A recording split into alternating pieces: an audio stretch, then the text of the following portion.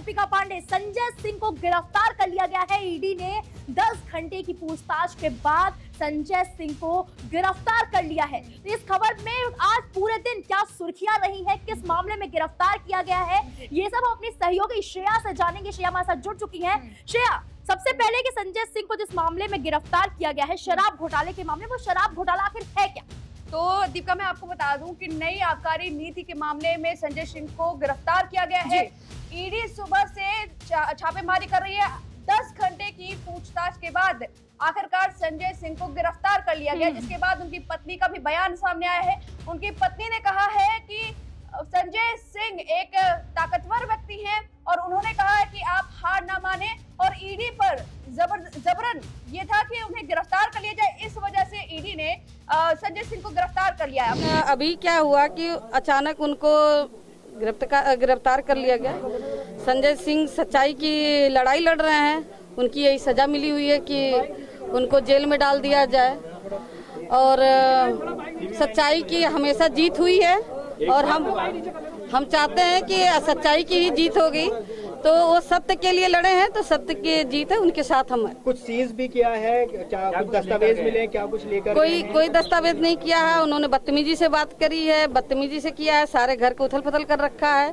और जो है कि उन्होंने सीज कुछ नहीं, मतलब कुछ उनको मिला ही नहीं सीज करने के लिए। फोन वगैरह सीज भी किया, फोन भी सीज किया। आधार बताया होगा आप लोगों को। आधार आप लोग को पता है, सच्चाई के बोलने के लिए और अडानी अंबानी के लिए बोलने के लिए तो ऊपर से प्रेशर पड़ा है, इसलिए उन्होंने गिरफ्तार किया है। दूसरा सवाल पूछा कि आखिर ये नीति, ये मामला क्या, शराब घोटाले का मामला क्या है? जी, तो आबकारी नीति मामला आपको बता दें 2021 नवंबर में ये लागू किया गया था। सरकार, दिल्ली सरकार ने जब ये नीति लागू की थी तो बड़े जोरों शोरों से ये लागू की गई थी। इसमें कहा गया था रेवेन्यू बढ़ेगा, राजस्व बढ़ेगा, लेकिन इनके गले का फांस बन गया। इसमें कथित भ्रष्टाचार के आरोप लगाए गए।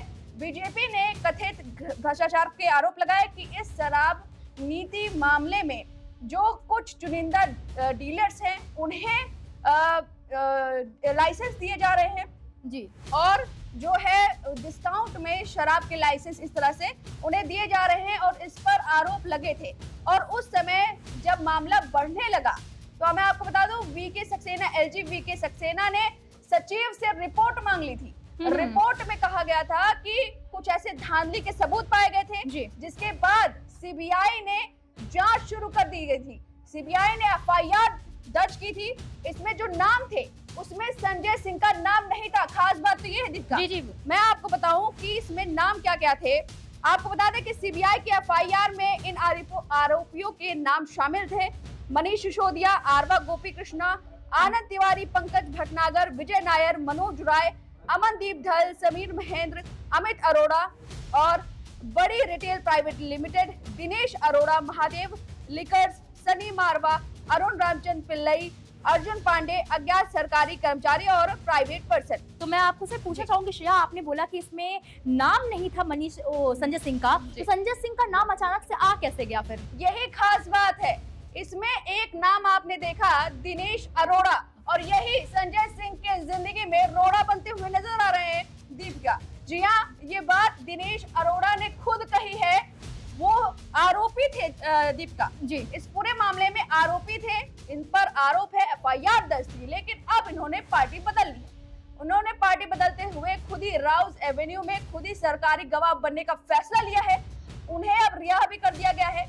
अब वो कहते हैं कि उन्होंने खुलासा भी किया है। उन्होंने कहा है कि अब वो अदालत में सब कुछ बता देंगे इस पूरे मामले में। उन्होंने कहा कि संजय सिंह से सबसे पहले उनकी मुलाकात हुई, संजय सिंह के बाद ही मनीष सिसोदिया से उनकी मुलाकात हुई, यानी कि उन्होंने संजय सिंह पर संगीन आरोप लगाए हैं। कहा कि विधानसभा चुनाव में जो मतलब कि पैसे जरूरत होते हैं चुनाव में, वो लाने के लिए संजय सिंह ने कहा था। ऐसे आरोप लगा रहे हैं दिनेश अरोड़ा। दिनेश अरोड़ा के बयान के बाद ही ईडी छापेमारी करना शुरू करी, जांच शुरू किया, 10 घंटे की पूछताछ की और आखिरकार उन्हें गिरफ्तार कर लिया गया। जी बिल्कुल श्रेया की संजय सिंह का बयान भी आया है कि हमें जो गिरफ्तार किया हम डरेंगे नहीं और बल्कि मरना हमें पसंद है। आपको बता दें कि जब मनीष सिसोदिया को गिरफ्तार किया गया था तो उन्होंने भी ऐसा ही बयान दिया था, लेकिन संजय सिंह की गिरफ्तारी के बाद आपने उनकी पत्नी का तो बयान बता दिया, लेकिन राघव चड्ढा की भी प्रतिक्रिया आई है इस दौरान और कितने राजनीति पार्टी की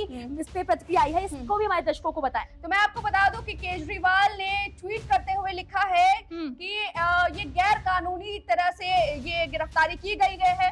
वहीं राघव चड्ढा ने कहा है कि बीजेपी इंडिया गठबंधन से घबरा गई है और हताश है इसलिए ऐसा कर रही है। और उन्होंने कहा कि पिछले 15 महीने से ईडी और सीबीआई करीब 1000 जगहों पर बेफजूल वो छापेमारी कर रही है। जब उन्हें कोई पैसा नहीं मिला तो इस तरह से वो गिरफ्तारी कर रहे हैं। उन्होंने कहा कि किसी भी एजेंसी को एक भी पैसा नहीं मिला। यह हताश बीजेपी है जो आगामी चुनाव हारने वाली है, इसलिए डर के मारे ऐसा कर रही है, जिसके कारण आज हमारी पार्टी के सदस्य संजय सिंह के घर पर ईडी ने छापा मारा है। मैं स्पष्ट रूप से कहना चाहूंगा कि ईडी को एक भी पैसा नहीं मिला, उन्हें कोई सबूत नहीं मिला, क्योंकि जब कोई घोटाला ही नहीं हुआ तो मिलेगा ही क्या। तो आप देख सकते हैं कि दीपिका, जहां पर प्रदर्शन इस समय आम आदमी पार्टी की तरफ से किए जा रहे हैं, धरना प्रदर्शन भी किए जा रहे हैं और राघव चड्ढा माना जा रहा है कि अब वो नेतृत्व करेंगे क्योंकि मनीष सिसोदिया जेल में है और संजय सिंह भी चले गए हैं जेल में।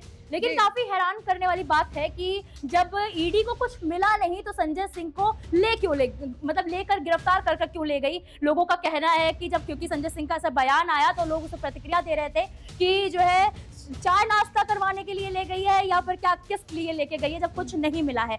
मेरा आखिरी सवाल श्रेया आपसे ये है कि इससे आम आदमी पार्टी को कितना नुकसान होगा, क्योंकि मनीष सिसोदिया पहले से ही जेल में है और जब मनीष सिसोदिया जेल में गए थे तो भी केजरीवाल के चेहरे पर साफ दिख रहा था कि काफी नुकसान हुआ है। तो इससे आम आदमी पार्टी को कितना नुकसान होगा और अब सारा भार किस पर पड़ने वाला है। मैं आपको बता दूं दीपिका, मनीष सिसोदिया पहले से ही गिरफ्तार है। उसके बाद संजय सिंह ही बड़े चेहरे थे जो पार्टी के कमान संभाल रहे थे केजरीवाल के बाद। अब संजय सिंह भी गिरफ्तार हो चुके हैं तो बचे राघव चड्ढा। अब लग रहा है कि अगले जो कमान होगा केजरीवाल के बाद वो राघव चड्ढा के कंधों पर होगा। तो ये बड़ा झटका है कि क्योंकि ये सब नामी चेहरे हैं आम आदमी पार्टी के जो लगातार गिरफ्तार हो रहे हैं, इससे पार्टी की तो छवि खराब हो रही है और सवाल संदेह ये सब उठ रहे हैं, क्योंकि एक तरफ चुनाव आने वाले हैं, लोकसभा चुनाव आने वाले हैं और इस तरह से ईडी की छापेमारी, इस तरह के आरोप लगना पार्टी के लिए नुकसानदायक है। बिल्कुल सही कहा श्रेया आपने, क्योंकि 2024 अब ज्यादा दिन नहीं और 2023 में भी कई राज्यों में चुनाव है और लोकसभा मिशन 2024 चुनाव है जिसपे आम आदमी पार्टी जोर शोर से उतरने वाली थी, लेकिन एक बड़ा दुख उतर गया है, उनके ऊपर पड़ गया है, मुसीबत संकट का पहाड़ टूट पड़ा है। अब देखना यह है कि आगे किसका नंबर है, क्योंकि मनीष सिसोदिया, संजय सिंह और अगला नंबर किसका है ये सवाल लोगों के हैं। इस खबर में इतना ही। हमारी चर्चा आपको कैसी लगी हमें कमेंट बॉक्स में जाकर जरूर बताएं। वीके न्यूज, राष्ट्र के नाम।